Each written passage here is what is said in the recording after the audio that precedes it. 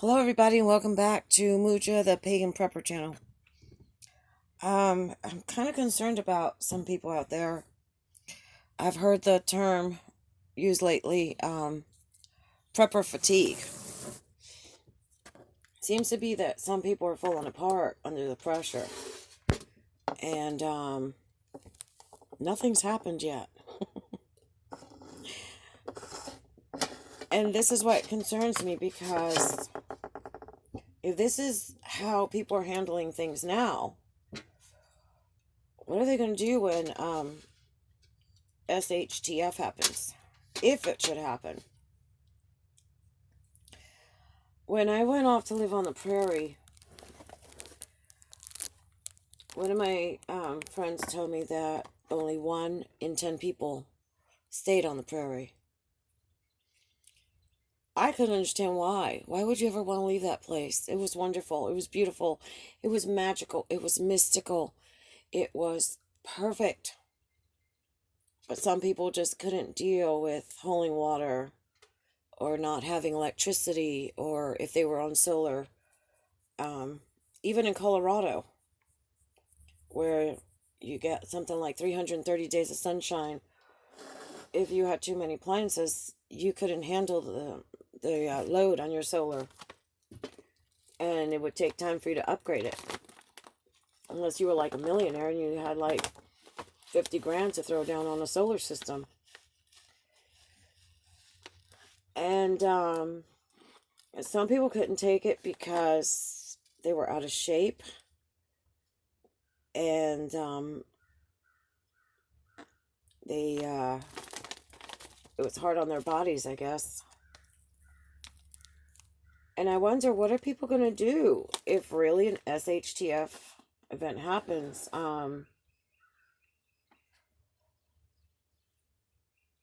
For some people, it'll make you stronger, but are some people just going to collapse the whole way? You know, mental health is very important. You know, a lot of people, they see it as a stigma if you're having a crisis or some kind of meltdown or nervous breakdown. And seeing so many people like so out of breath, so overwhelmed, so distraught, makes me just think, could they maybe benefit from some therapy? Put things in perspective. A lot of this is fear-based. They're afraid of, oh my God, what am I going to do? What if this happens? And am I ready? You can't stay in that spot of fear. You have to act, not react, like Xena Warrior Princess would say. You need to put things in perspective. That's what prepping is about. If and when SHTF should happen, you're not going to have the luxury like those 9 out of 10 that left the prairie did to go back to the creature comforts of civilization. If you're worried about your health, talk to your doctor. Sometimes, and many times, a lot of the ailments can be remedied with diet and exercise.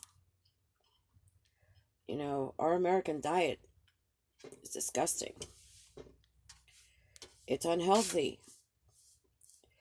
It's not the proper fuel that a body needs to sustain itself and to thrive.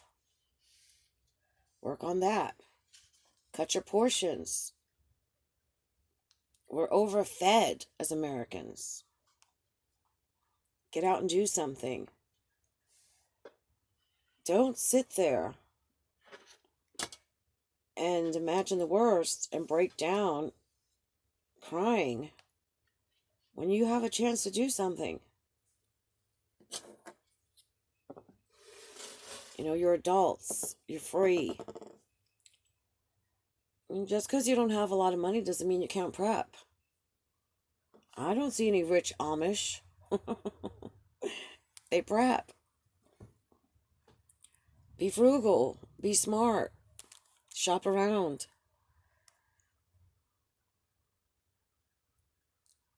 You know, I keep saying it. Our society is an artificial environment. I remember one time when I was off in the prairie, I was 7 months pregnant with twins. My mom came to stay with me. And one morning, I don't know, she was just crying about, oh, I don't know, I can't live like this in the middle of nowhere.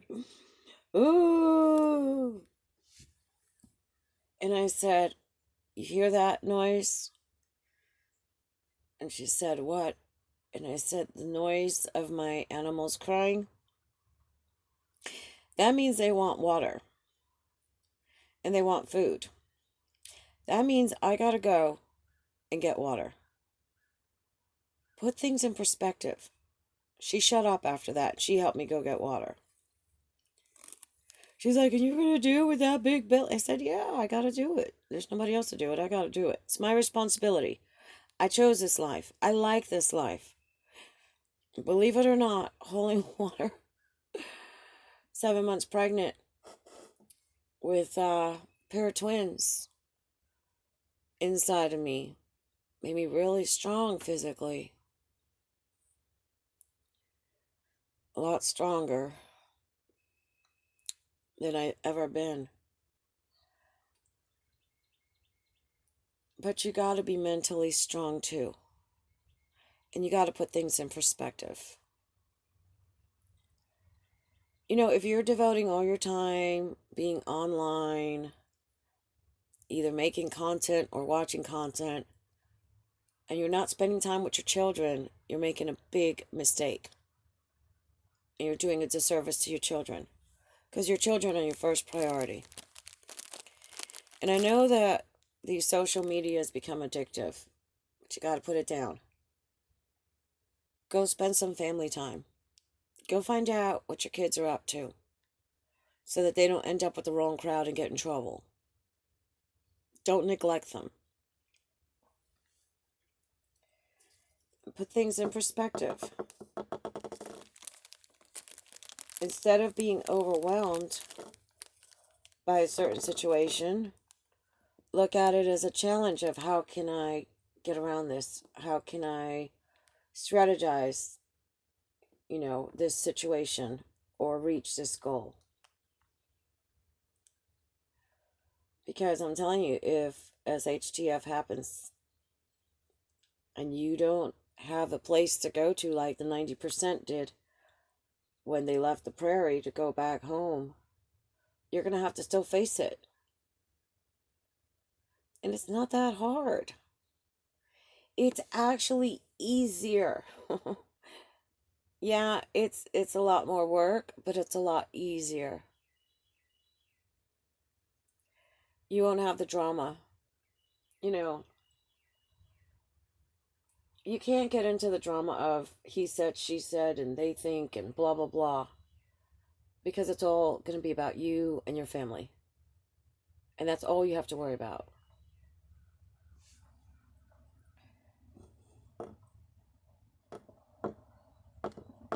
There are no problems, only solutions. That's what John Lennon said.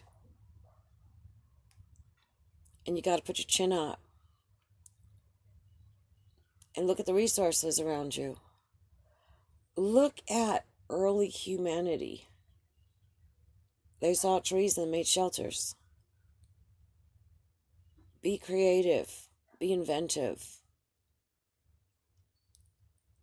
That's what you have a mind for. And I am very concerned for this community. Because all this fighting and backbiting, it's just symptoms of panic. And it's been going on for a while. So if this is what you're feeling, you might want to take a time out. You might want to go and sit down, take a deep breath, hold, and exhale. and figure out what things you need to work on to get all your preps ready. And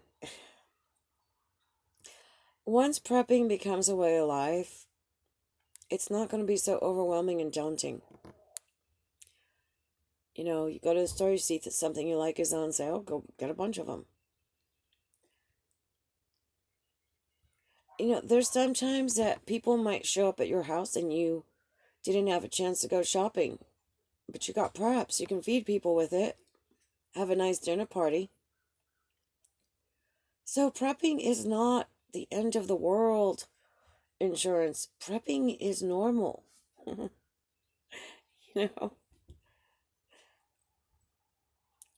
Sometimes you may not feel good. Like, I remember this one time I got really sick with the measles. I didn't want to go out and contaminate people. I had preps. I didn't have to go out for 3 weeks. Did I prep for the measles? No, I didn't even think I could get the measles. I had the shot and the booster. And I didn't even know there was a measles epidemic going on until I caught it. And then I started finding out that other people were coming down with it. But I had preps. So I just stay home. That's what prepping is.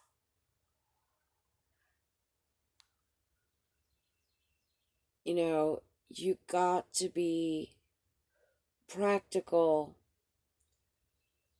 and realize what the real threats are. We always have threats on us. You can walk across the street and get run over. So how do you prep for that? You look both ways before you step off the sidewalk. That's prepping. Make sure that you're wearing light clothing if it's at night. And carry a flashlight. That's prepping. So people, please, don't lose your shit over nothing. And don't waste time and life worrying about things that may not happen. I keep saying it. The pagans always had storages of foods. Take a look at your, where is it? Ancient Egypt. If you want to go back to a Bible story, what happened with Joseph when he had the dream about the, what was it, 7 big cows, and then there were 7 small cows, or thin cows. That was Pharaoh's dream, and Joseph interpreted that there was going to be 7 years of lots of abundance, and then 7 years of famine. And what did they do? They prepped. And then when Joseph's brothers came, because the Jews didn't prep, they were able to sell them food. Same principle. That's the problem with Christianity. Christianity is all doom and gloom and fear, guilt, and shame. This God is not giving you guys any peace of mind. Threats of hellfire. Ooh, we're going to burn. What is that? That is narcissistic abuse. The God and the Goddess, they have us set up where in the spring we plant. In the summer we keep growing and caring for our animals that were born in the spring, taking them to pastures and stuff. And in the fall we harvest, and in the winter we celebrate. How do you survive the winter? Because you prepped all year. Because you worked on your crops and your animals. And then when your harvest came, you canned them. Or you put them away in silos, packed it up. So that in the winter you can rest. And you don't have to work. And you got plenty of food.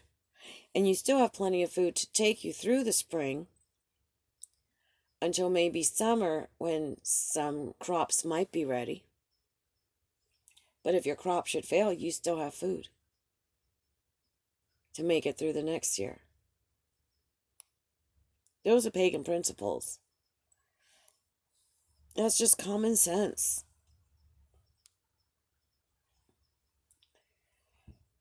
So again, if you feel like you're on the brink, if you're not spending time with your family, go get some counseling. Don't see it as a bad thing. There's a reason why mental health exists. And it's just as important as physical health. If you're not spending time with your kids, shut off the computer. Go talk to your kids. And stop this whole doomsday scenario. Prep is a way of life because that's the way we're supposed to do it. Give it a thumbs up if you like. Comment down below. Share it and hit that notification bell and chin up. You got this. You were built for this. You're going to make it. Take your eyes off of the doom and gloom and put them on the possibility and the manifestation of thriving and not just surviving. Thank you.